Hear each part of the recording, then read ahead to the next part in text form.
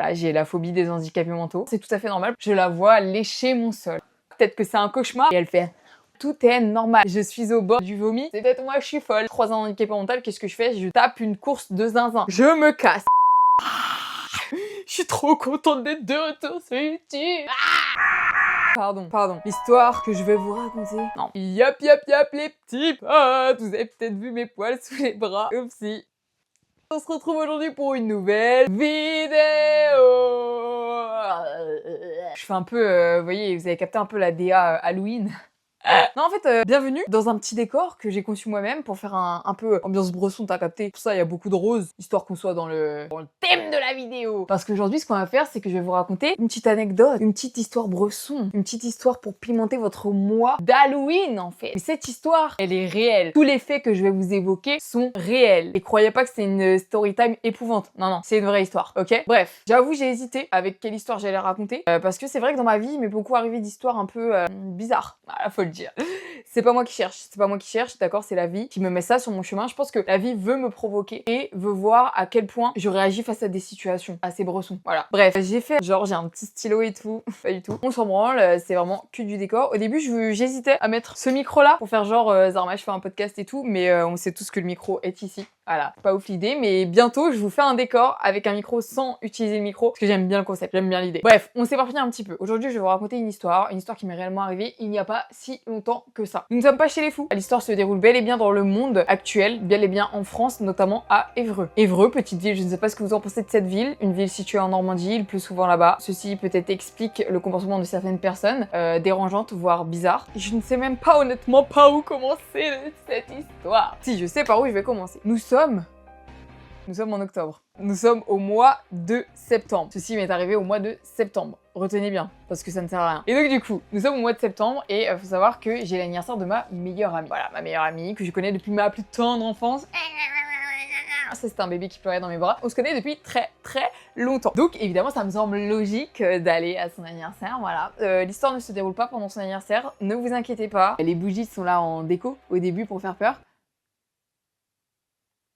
Je voulais les éteindre après. Oh, voilà. Je rallume. Regardez pas. Ne regardez pas. Oh! Je t'ai dit de pas regarder, gars! Oh! C'est bien. Bref. Et donc, du coup, nous sommes du coup à l'anniversaire de ma meilleure amie. Il faut savoir que je suis photographe. Voilà, pour ceux qui ne le savent pas, on dit savent pas. Eh bien, je suis photographe et je travaille principalement le week-end. Oui, évidemment, c'est trop bien de travailler le week-end parce que les gens, la semaine, ont autre chose à foutre que de faire des shootings photos, ce qui me semble donc logique. Donc, je travaille tous les samedis et dimanches. Donc, ceux qui disent sur les réseaux que je travaille pas, tiens. Voilà, bref, non, je m'en fous, j'ai rien à prouver. Si, je me retrouve à l'anniversaire de ma meilleure amie le samedi soir. Sachant que, en gros, je n'habite pas du tout à Évreux. J'habite à 1 heure de route. Non. Que dis-je? J'habite à 2 heures de route de Évreux, ce qui est très loin. C'est-à-dire que je me tape samedi et dimanche aller-retour. Imaginez bien. Je me tape des journées de fou. C'est-à-dire que le concept de l'endroit où je travaille, c'est des séances photos de 45 minutes qui s'enchaînent en fait. Y a pas trop... Voilà, ça s'enchaîne. Et du coup, on peut être confronté à plusieurs cas de figure. Et le cas de figure que je vais vous parler se présente notamment dans une journée qui est le dimanche suite à l'anniversaire de ma meilleure amie. Donc, il faut savoir que ce jour-là, je me réveille, mais je n'ai pas beaucoup dormi. J'ai dormi approximativement 2 heures. Voilà. 2 heures, voire 1 heure, enfin bref, je sais plus. Donc je me dis, voilà, I have pas beaucoup de sommeil et je prends la route. Je prends la route, 2 heures de route. Donc ça m'épuise déjà. T'as vu, je commence ma journée, je suis déjà épuisée. Mais c'est pas grave, c'est la vie. Fallait faire plaisir à la meilleure amie, fallait fêter les 24 ans haut la main. Bref, rien à voir. Et ma journée se déroule comme d'habitude, c'est-à-dire que j'enchaîne les rendez-vous. J'enchaîne. Et là, le dernier rendez-vous arrive, ok? Le dernier rendez-vous arrive et normalement c'est le meilleur pour la fin. Et là, vous allez voir que c'était vraiment le pompon sur la Garonne. Oui, c'était vraiment la cerise sur le gâteau. C'était vraiment le meilleur rendez-vous de ma vie finalement. Et arrive du coup le dernier rendez-vous. Dernier rendez-vous, c'est qui? C'est une dame de 50 ans et sa daronne de 80 balais. Ok? Quand je les vois arriver toutes les deux physiquement, elles ne font pas du tout leur âge. Quand je vous dis pas du tout leur âge, vraiment, elles font 10 ans de moins. Mais sans vous mentir. Et c'est des blancs, ok? Commencez pas à me dire, c'est des noirs, c'est des asiatiques, c'est tout ça, c'est normal. Non, c'est des blancs. C'est pas normal. Bref. Et donc du coup, elles arrivent. Le shooting photo est pour la meuf de 50 ans. Cette meuf que nous allons appeler Sylvie. Sandra, Sylvie, Sandra ou Sylvie? Sandra, ça fait plus... T'as capté quoi. Sandra arrive et tout ça avec sa maman, voilà, sa maman qui est là pour l'accompagner. Et ne vous dites pas c'est chelou, d'accord? Vous vous dites pas c'est chelou, non, c'est tout à fait normal. Pendant mes séances photos, souvent les gens viennent avec des gens de leur famille et qui viennent juste voir la séance photo, kiffer le moment, tout ça et tout. Et généralement, on passe un très bon moment. Donc, on passe 45 minutes ensemble. Et j'ai aucune information sur ces deux femmes-là, hein, je sais juste que c'est un solo, donc je dois prendre, j'ai dit comment? Sandra en photo. Voilà, donc je suis habituée, hein, c'est pas la première ni le dernier rendez-vous que je fais où la meuf à 50 ans fait un shooting photo, tout ça et tout. La séance commence, je lui dis salut, enchantée, moi c'est Charlotte, nan et tout ça, tu t'appelles comment? Je m'appelle Sandra, trop bien, nickel. Est-ce que tu as plusieurs tenues? Non, non, j'ai qu'une seule tenue et tout ça. Ok, trop bien, nickel, tout va bien. Donc du coup, je lui dis, est-ce que tu viens dans une démarche particulière et tout ça, parce que généralement c'est ce que je demande quand je fais des séances photos solo. Je demande est-ce que tu viens dans un... Voilà. Dans un mood de je veux reprendre confiance en moi, je sais pas quoi, non. Là, elle vient juste comme ça parce que madame kiffe faire des photos en fait. Mais elle a le droit, ma belle, ma belle.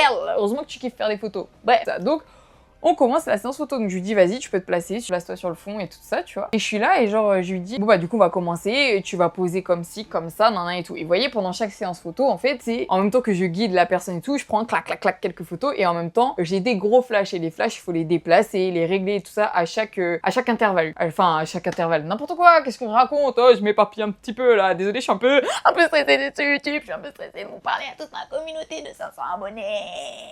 Bref, et donc du coup, je disais... En fait, vous allez croire que l'histoire que je raconte est fausse, because j'ai l'impression d'être folle dans la vidéo. Vous allez dire c'est toi la folle et tout ça, mais bref. Je vous ai dit un petit indice là, oh, on va se détendre, il n'y a pas de folie dans mon histoire. Si. Oui, donc la séance photo commence. Et à chaque fois, je règle mes flashs et tout ça, je déplace mes flashs, donc il y a des petites, des micro-pauses, vous voyez, mais vraiment micro-pauses. Savoir que du coup, pendant mes séances photo, je suis obligée de dialoguer avec les gens, voilà, sinon c'est un peu gênant, c'est genre... Donc, évidemment, je dialogue avec mes clients, qu'est-ce que je fais? Je leur dis comment se mettre, dans quelle position, notamment en lotus, voire en levrette. Et donc, du coup, généralement, c'est pas vrai. C'est pas, vous allez croire que je suis photographe de HUC, c'est pas le cas. Je suis photographe lambda, d'accord? Ne vous faites pas de scène, enlevez ça de votre tête, c'est pas possible. Non, Sandra, laissez-la tranquille, d'accord? Généralement, pendant mes séances photos, je dis, bah, tu viens d'où? Tout ça, tu fais quoi comme métier? Tout ça, on parle quoi, tu vois. Bref, rien de très intéressant. Donc là, on parle normal. Et dites-vous que Sandra, Sylvie, tout ce que vous voulez, Sandra Sylvie, elle est comme votre daronne. Regardez bien votre daronne. Elle est comme votre daronne. Elle parle normal, elle rigole normal, elle a des histoires normales. C'est une femme normale, tout est normal. Il n'y a pas de truc bizarre, d'accord? La meuf me parle comme je vous parle à vous, là. Vous voyez? Vraie daronne. Et on est là... de ouf. Non mais je te jure, mais moi aussi, mais oh, dinguerie et tout ça. Et là, je règle mon truc et tout ça. Et là, d'un coup, je me retourne et la go est comme ça. Est-ce que c'est bon pour vous? Donc je refais. Là, je suis comme ça, et je me retourne, la go est comme ça. Et là, vous dites, j'ai des crottes de nez sur les mains. Absolument pas. Regardez, je n'en ai pas. Mon nez est propre. Mais vous voyez, quand je me retourne, elle a les wads comme ça dans le... jusque dans le fond du gosier nasal. Et en fait, elle les enlève d'un coup. En mode, Zarma, j'ai pas vu. Mais enfin... Du coup, je vois, je me retourne et je me dis, eh vas-y, c'est quoi la meuf? En vrai, je pense que on a tous des fois de la chanouna, comme dirait-on, qui nous fait chier un peu dans le nez, donc elle est allée chercher un peu loin, mais elle a enlevé sa crotte de nez, quoi, tu vois, ça peut arriver. Donc je lui pardonne. La séance photo continue et tout ça. Et en fait, il faut savoir que depuis le début, la go fait un acte bizarre, enfin une position bizarre que je ne comprends pas trop au début, mais genre elle se met en position en mode Zarma, comme si elle s'étire ou elle prie. Je sais pas si vous voyez un peu la position. Là, c'est pas réellement la position que je suis en train de faire, mais la meuf, je vous fais voir dans une image, voilà, exactement cette image-là. La meuf est dans cette position-là à chaque fois que je tourne mon dos aussi. Donc, en même temps, la meuf fait cette position-là plusieurs fois. Mais je me dis, t'as vu, elle a 50 ans, elle est vieille, peut-être qu'elle s'étire, peut-être qu'elle a un truc, tu vois, qu'elle m'a pas dit. Mais c'est pas grave, parce que la meuf est tout à fait normale, donc... je m'en fous, tu vois. Je me dis quand même, tu vois, je trouve ça un peu bizarre. Enfin, genre, j'ai jamais eu quelqu'un qui prie ou qui s'étire pendant une séance photo, quoi.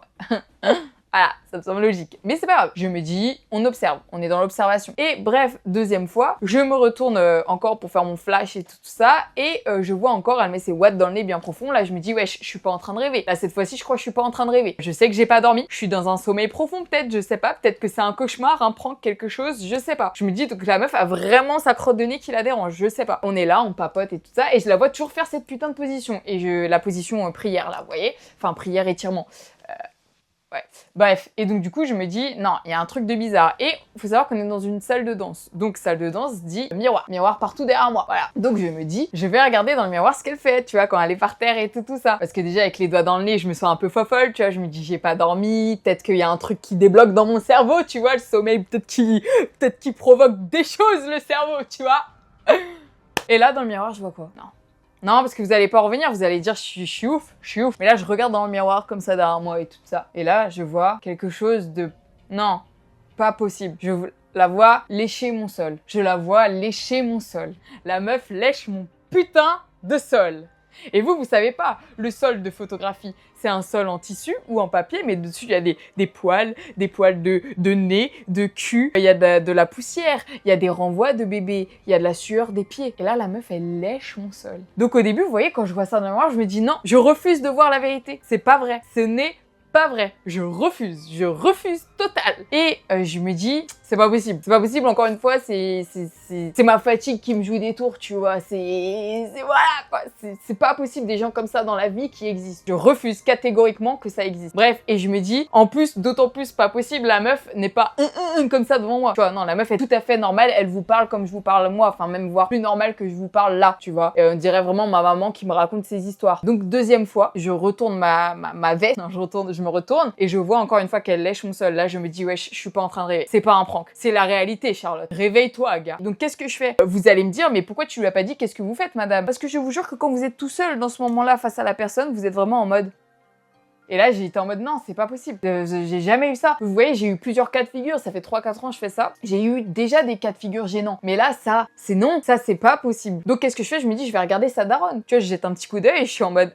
La daronne ne me calcule pas. Elle ne me calcule pas. Genre, elle est en mode, c'est tout à fait normal. Bref, je passe toute ma séance photo. La go, au moins 10 fois, elle lèche mon sol. Au moins 12 fois, elle met son doigt dans le nez bien profond, tu vois. Donc là, je me dis, bon, il y a un petit problème. Vous voyez l'ambiance un peu pesante qui arrive, l'ambiance un peu au niveau de mon estomac qui arrive, c'est-à-dire une ambiance de rejet. Voilà, je suis au bord du vomi. Ouais, au bord du vomi parce que je connais mon sol par cœur et ça me dégoûte, voilà, profondément, de voir quelqu'un lécher le sol. Tu vois, je parle même pas du goudron par terre, tu vois, non, c'est pire. Il y a des choses pires sur mon sol, tu vois. Je préfère à la rigueur voir quelqu'un lécher le goudron, même un chewing-gum par terre, que de lécher mon sol de photographie. Voilà, honnêtement, je vous le dis. Et donc, du coup, très, désorientée pendant cette séance photo. En fait, je faisais genre, Zarma, tout va bien, on continue, je te guide et tout. Elle était là, me racontait sa vie. Dès que je me tournais, la meuf faisait un truc chelou et je revenais et j'étais en mode, tout est normal, ok, donc c'est peut-être moi, je suis folle. C'est peut-être moi, je suis folle. Et vous voyez, en fait, il y a un truc que vous savez pas, c'est que en fait, j'avais la phobie quand j'étais jeune. Voilà, vous avez peut-être rigolé, mais j'avais la phobie des handicapés mentaux. Oui. C'est bizarre à dire, mais c'est réel. Voilà, vous pouvez demander à ma daronne si vous voulez, je l'appelle. Allô maman, est-ce que j'étais phobique des handicapés mentaux? Oui, tu me foutais la honte.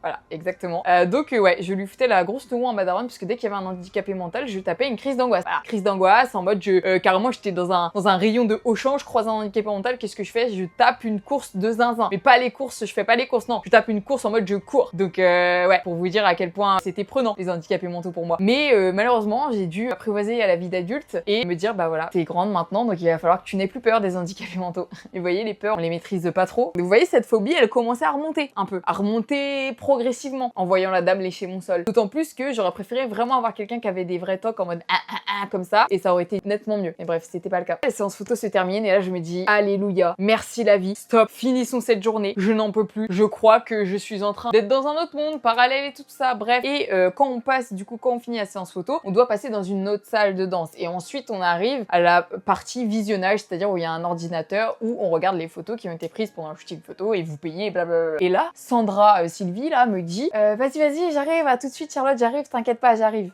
pas de souci. Du coup, je lui dis yes, à tout de suite, je vais installer les photos, t'inquiète. Mais vous voyez, comme je suis très perplexe de la séance photo, je me dis je vais quand même regarder. Je vais quand même regarder si elle fait pas des dingueries avec mon sol ou mon matériel, quoi, finalement.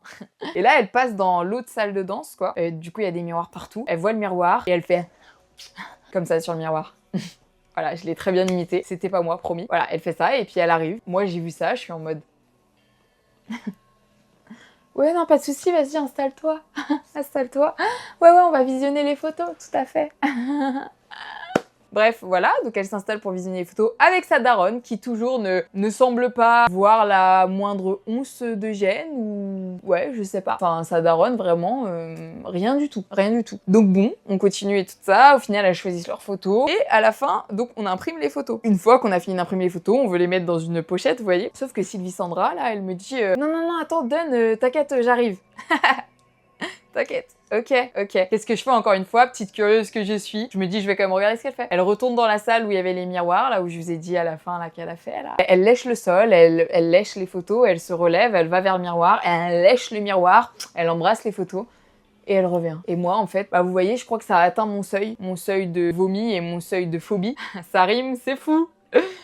Mon seuil est atteint. Donc je décide, je regarde ma collègue, un bon regard comme ça, et je me casse. Je vais m'enfermer dans ma voiture. Et là, vous allez dire, c'est moi la psychopathe. Non, ne retournez pas la situation. Je vais dans ma voiture, je m'enferme. Je ne veux plus la voir. J'ai fini ma journée, je ne veux plus avoir affaire à ce genre d'individu. Ma collègue était pétée de rire face à ma réaction. Mais je suis genre, mettez-vous à ma place, imaginez-vous, la situation est vraiment embarrassante. Face à ces situations-là, je suis même pas mal à l'aise, je suis plutôt outrée et sans mots. Voilà, moi qui ai généralement une grande gueule, je dois l'avouer, mais là, en fait, je savais même pas que ce genre d'individu existait réellement. Vous allez dire, oui, t'es méchante, nan, nan et tout. Non, je suis juste réaliste, les gars. Alors, je suis désolée si vous saviez pas, bah voilà, des gens qui lèchent le sol existent en signe distinctif apparent. La bougie s'est éteinte au fur et à mesure tellement c'était long. Tellement elle est essoufflée de l'histoire, la bougie s'est cachée, quoi. Bref, j'aimerais bien que vous me dites, en fait, peut-être qu'il y a des gens sur YouTube, vous êtes au courant de cette maladie. Est-ce que vous pouvez essayer de me dire? Parce que vous voyez, honnêtement, j'ai cherché sur ChatGPT, j'ai tapé personne qui lèche mon sol et qui se met les doigts bien profonds dans le nez, mais quand je lui parle, elle est tout à fait lambda,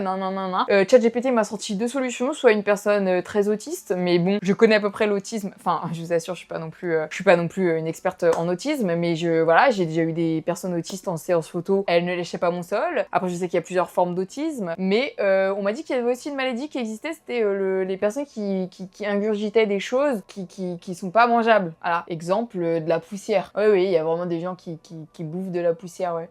Ouais, genre ils font... Oh, j'ai mangé une molécule, maman. L'atome, il est pas crochu. Oui, je me moque, je l'avoue totalement, je m'en fiche. Mais non, je respecte justement les handicaps, que ce soit mentaux ou physiques. Mais vraiment, je suis perplexe, voilà, face à cette situation qui m'est arrivée. Donc si les gens connaissent l'histoire de cette femme, ou peut-être des personnes dans ce genre-là, n'hésitez pas à me dire ce que c'est, voilà. Comme maladie. Ça se trouve, ce n'est juste pas une maladie, c'est juste une personne psychopathe, et je ne sais pas ce que c'est le fait des psychopathes, vous voyez. Ou alors c'est peut-être une personne qui est juste folle, hein, voilà, comme Jeffrey Dahmer, quoi, finalement. Non, je sais pas, voilà, je suis perplexe, et au final, je n'ai jamais eu de nouvelles de ces dames, je ne sais pas. La daronne, celle de 80 ans, qui est là depuis le début, hein, n'a rien dit. Alors généralement, vous voyez, quand je suis en séance photo, on me prévient. C'est-à-dire que s'il y a quelqu'un de trisomique ou quelqu'un d'autiste, et ça me semble logique de prévenir, puisque on n'est pas en train de faire quelque chose de lambda. Je veux dire, une séance photo, c'est pas tous les jours, hein, voilà, ça arrive voire une fois dans l'année, voire pas du tout. Donc oui, il faut peut-être prévenir la personne, en fait, histoire qu'elle soit pas surprise. Je dis ça pour la maman, du coup, au petit message, même si je doute fort qu'elle va regarder, vu qu'elle a 80 ans, mais je sais pas si vous vous souvenez, j'ai dit qu'elles étaient plus jeunes, elles faisaient beaucoup plus jeunes que leur âge, ça se trouve, les deux sont des mythomanes. Tu vois, je sais pas. Et ce qui était très bizarre, c'est que Sylvie Sandra, là, quand elle faisait je sais pas si c'est des tocs, du coup, mais quand elle faisait ses tocs, j'avais l'impression qu'elle ne réalisait pas, en fait, qu'elle avait ces tocs-là. Et j'avais l'impression que c'était que quand je tournais le dos, en fait, pas quand j'étais face à elle. Donc j'étais en mode, est-ce qu'elle est au courant qu'elle fait ça ou pas? Enfin, bref, voilà, je suis complètement perplexe. Et il faut savoir qu'à Évreux, dans cette ville-là, il y a un hôpital psychiatrique. Les gens d'Évreux, vous me le mentionnez en commentaire, que vous avez un putain d'hôpital psychiatrique de fou, qu'à ce qui paraît, qui est assez renommé, enfin, assez connu. Donc je me dis peut-être qu'elle était en permission, qu'elle est sortie avec sa mère, mais au moins madame la mère prévient moi dit quelque chose, ou même quand tu me vois te regarder en mode genre qu'est-ce que c'est? Dis-moi que ta fille a des tocs, je sais pas. Donc voilà. N'hésitez pas, en tout cas, à me dire si ça vous a plu en commentaire, ce genre de petites anecdotes, parce que j'en ai des milliers. Milliers peut-être pas, mais t'as capté une centaine, quoi. Mais voilà, n'hésitez pas à me le mentionner en commentaire. N'hésitez pas à lâcher un pouce en l'air pour me donner de la fort, comme dirait-on en verlan. Voilà, comme ça. N'hésitez pas aussi à me suivre sur tous mes réseaux sociaux. Ici, voilà, vous avez les liens en description, vous avez tout en description pour vous abonner, en fait, ça me semble logique. Bref, et surtout, j'aimerais vous dire de ne jamais oublier de rêver, parce que c'est important. On se retrouve bientôt. Ciao!